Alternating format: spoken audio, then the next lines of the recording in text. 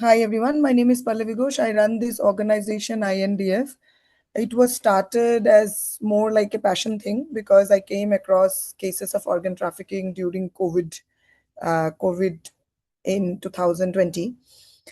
So this is the first picture. You can see a girl weaving. I will tell you the reason. A lot of people ask us on why we focus on weaving, knitting, and all, and not why not on enrolling them in formal schools. I'll come to this later. Since the last 2 years, Ekai supported us, things have drastically changed in the field because earlier it was the survivors that we were supporting, and it was very difficult to get the survivors also from the communities to come to us to get enrolled in the safe space and to be a part of the capacity building program. But it has changed because now the community has become more accountable and responsible. The community is interested to be a part of the program. The community takes efforts to ensure that how they could send their girls. And as a result, what has happened is that we have started getting a lot of requests for girls who have not yet been trafficked to be part of the program. The community has reached out to us that you need to have at-risk girls, because just supporting survivors is not what you should look at, but also you should think of supporting girls who can be trafficked, like how trafficking can be prevented. So that has been a huge difference since we have started. You can see this are the number of people we have empowered.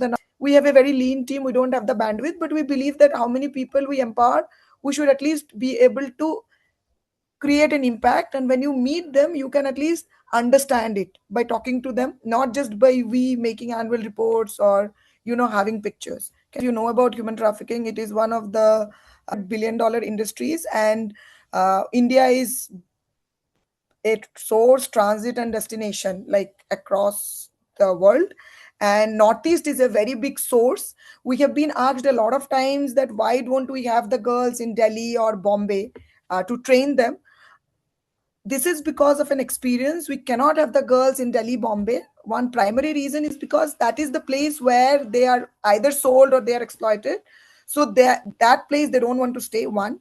Second is language, culture play a very big role. Food play a very big role. So it's very important to send them back to their hometown or keep them in a place which is nearby their village. This is very important. Also, one another thing that we realize, a lot of times we get this question on why don't we enroll them in formal schools. We really want to enroll them in formal schools. It's not like we don't want, but again we have to understand that education is a privilege. And when they're in schools, it is like an entire 12 years, 13 years of education, and post that there is a chance of them getting employed. And now with the present scenario, a lot of them don't get employed. A lot of them end up getting trafficked, and a lot of them end up getting migrated. So that is the reason it's very important to ensure that they are skilled.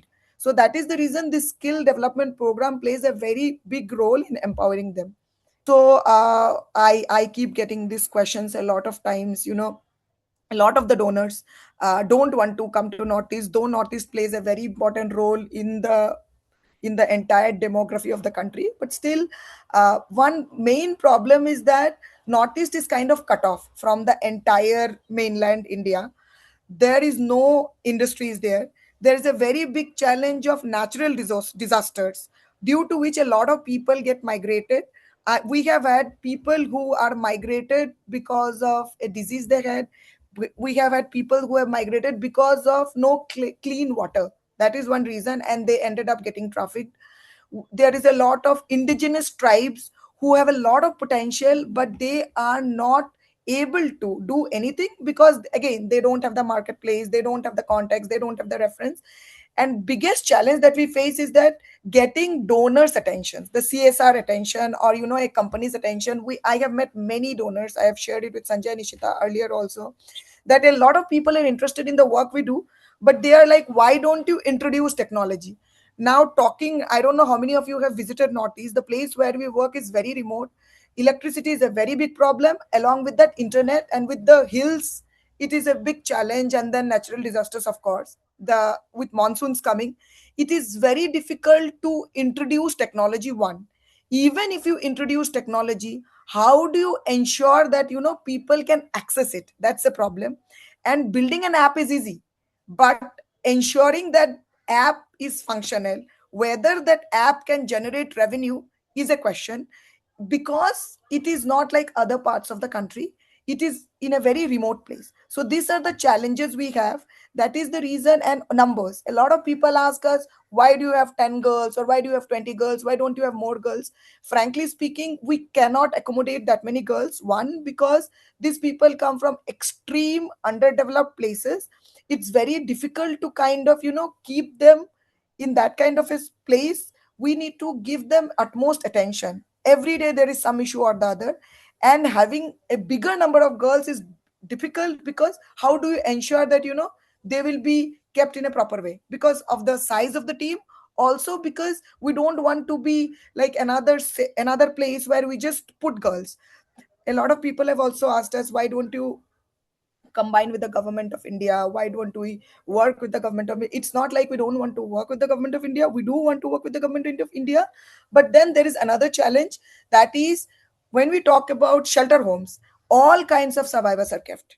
You cannot segregate survivors, and when all kinds of survivors are kept, it really affects the physical and the mental health. So it's a challenge. Also, you cannot keep focus. So our focus is completely on one category. So that is the reason. One.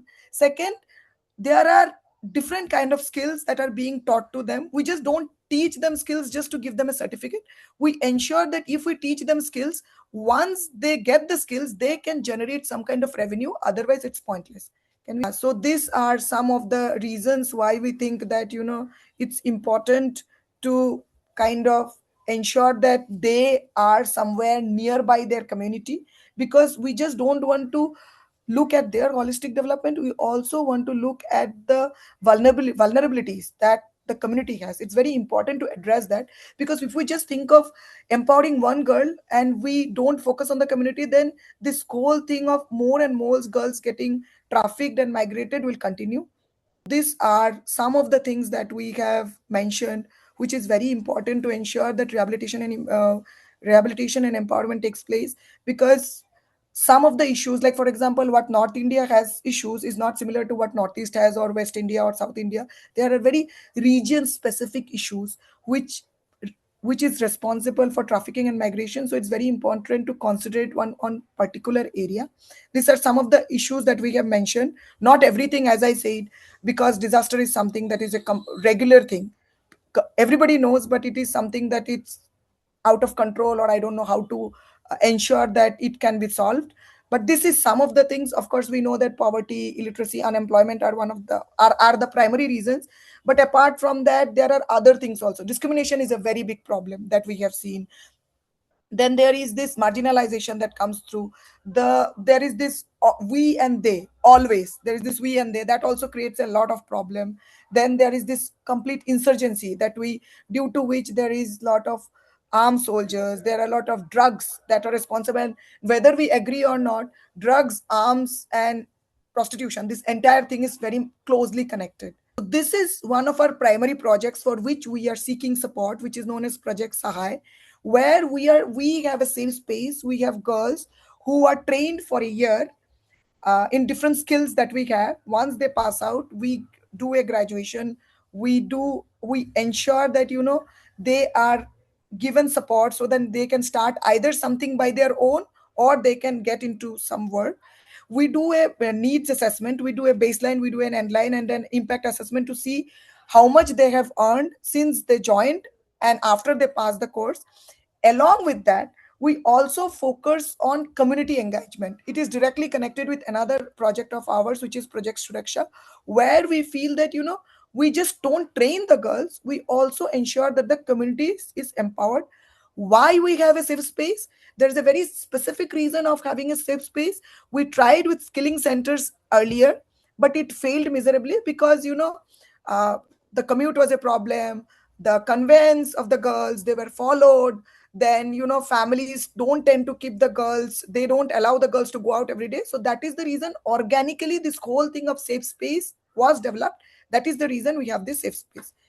We have knitting, we have tailoring, and we have another, what you call, embroidery, we have computers, we have basic English, there are a couple of other things. Our objective was, we will teach 10 girls or 20 girls, but we will focus on specific skills and a teacher who will particularly focus on the girls.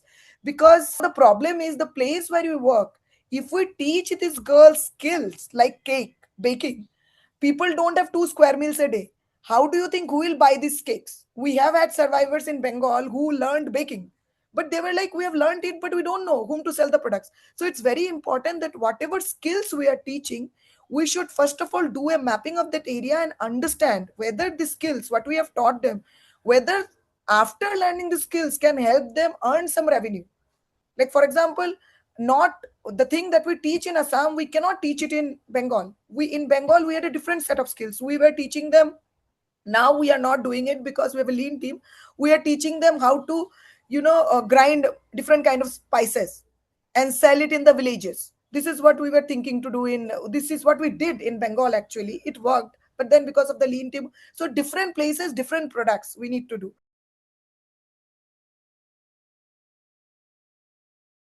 So we once they pass out and leave, we do a impact assessment every 2 to 3 months to understand how much of revenue they have generated. For example, this is a girl we had supported. This was rescued, and this girl we had supported. She was rescued from Mumbai and all, and then she has set up a shop. We have helped her set up a shop in a very small near a very small bus stand in Assam, which is known as Hatikali. And she we set up the shop, and we set up the tailoring unit only. Now she is able to generate around 15 to 20,000 a month. 15,000 is the amount she is able to generate on a regular basis, so any upper limit we have not calculated, but I have met her personally. Our We meet her, so this is how we measure. Like, we do an analysis of how much she is able to earn after she has passed out, and only then we say that this has actually helped her, or this is the kind of impact that it has created. If we have other girls also, there is another girl who is earning, she's earning from her home. Different people, like a lot of people are not comfortable. Another person is gone to work in Vardhaman, West Bengal. A lot of people don't want to go far. So the ones who want to set up in their homes, we help. A lot of them want to take orders. One person is a part of the skilling center where Didi is working. So we ask them, we take their consent, what they want to do. If they want us to set up something for themselves, we do it. If they want to go and work somewhere, we get it for them. We try to connect them. Or if they want to work from home also, we ensure whatever is possible. Different people, different ways they are earning revenues. So we have people who go for jobs also. We have a couple of girls. One has gone to Bengal, one is working in a factory in Assam. We have people who go for jobs also. But then people, those who don't want to go for jobs, see, if you have a random shop, you cannot earn money. The reason this girl was able to generate revenue was because she started with her stitching, and because it was in the bus stop and so many people came and saw her, that's how she started generating revenue more. If she had been in the village, maybe the people in the village have only got stitched clothes from her. She was very clear that she has a ailing father, she can't go very far. She was like, I want to do something near my village, so that's why we thought we'll set up a shop for her. But apart from that, there are other girls. There is a girl who is working in Jorat in a small outlet. There is somebody who has gone to Bardhaman. So it's not like we limit girls. We tell them what do they look at, we try to connect them. A lot of them don't want to come to Delhi, Bombay. We have tried a lot. They are producing a lot of products. We try to connect them, or we have tried selling some of the products through. We have not directly onboarded them because it's a lot of cut in terms of percentage. We have tried with other people also, but everybody takes a cut. So with through my contacts, we have tried to sell it off. We are trying for a marketplace, but again, which is a charitable trust. We are not it is not a social enterprise. We are not authorized directly to sell. I've connected them where they get the money directly. So it is not like we have not connected. We have connected them with a lot of people, but we want a proper platform where we can sell their products, because some of them sell really good products. If you want, I can show you. These are the so-called mufflers that the girls have prepared. This is a muffler. I don't know. This is a poncho one girl has made. We make it only on orders because we don't want to order. We don't want to make in bulk. Girls have made, they make earrings, they make bags, they make scrunchies, they have made a lot of things through wool, through embroidery also they have made. Plus we have made a lot of bed sheets earlier through the yarn, bed sheets, towels and all. But we only make it when we have orders, because we should have bulk orders coming in. So, and we are also focusing, trying to focus a lot on the packaging, because they make really good products. But again, packaging is very important, because a lot of people buy it only by seeing how it is packaged. Other, we try to keep in touch with all the girls who has been part of the program, like, because we want to have a repository of all of them, not because, just not because of the fact that we supported them, but also if we are planning to kind of create a group of all of them and come up with a big production center. But that is in the future, but we try to keep in touch with them, and we keep in try we have been I have been in touch with almost all of them. And there is no time limit, like, okay, 5 years passed away, so we don't keep in touch, nothing like that. We are in contact with all of them. In order to provide the training to these girls. The programmatic costs include the cost of the raw materials that we have to buy in order to make those products. We have the component because the girls are staying in a safe space. So we need to support their daily activities, their daily life. That is why this also includes the cost of for groceries. It also includes the health and hygiene needs for the girls. The costing also includes, we intend to enroll the girls in educational NIOS programs, which is mainly for open schooling. So it includes the educational cost as well. It also includes the recreational activity that we plan to have with the girls, maybe quarterly or even biannually. For the personal cost, I think we have kept the cost of the warden as of now, because there's a lot of human resources that goes into managing the safe space. But for this particular deck, we have kept the cost for the warden.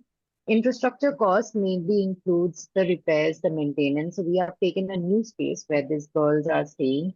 And because we are planning to set up that new space, setting up a new space requires a lot of investment, maybe building the kitchen, that it requires having better washrooms for these girls. It requires having beds for these girls, providing them with mosquito nets because of the climate of Northeast. So obviously it includes the infrastructure cost and audit and impact assessment cost. We intend to do a third party impact assessment and audit as well, even though our program is small. That is why this is the audit and impact cost. In the skilling center, we have 10 girls, but in the safe space, we have 11 girls.